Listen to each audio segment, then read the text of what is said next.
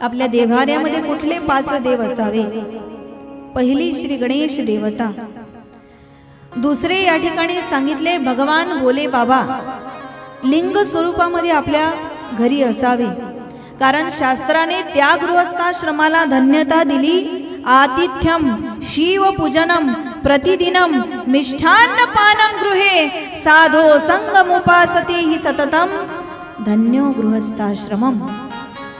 ज्या घरामध्ये रोज भगवान शंकराची पूजा होते ना, तो गृहस्थाश्रम धन्य आहे महाराज.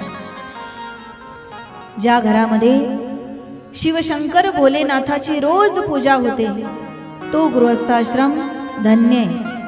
म्हणून दुसरे भगवान शिवशंकर भोलेनाथ लिंग स्वरूपामध्ये आपल्या घरी असावे. देव्हाऱ्यामधली दुसरी देवता भगवान शंकर. तिसरी देवता सांगितलेली आहे भगवान विष्णू. तुम्ही म्हणाल भगवान विष्णूची मूर्ती तर सर्वांच्या घरी नसते. भगवान विष्णूचं स्वरूप आहे दुसरं भगवान गोपाल कृष्ण, ते प्रत्येकाच्या घरी असतात.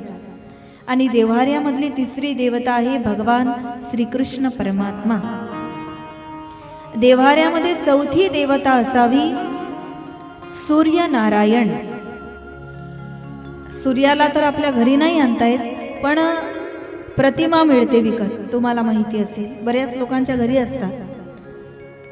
चौथी देवता आहे सूर्यनारायण आणि 5वी देवता आहे आदिशक्ती जगदंबा भवानी माता गिरिजा पार्वती.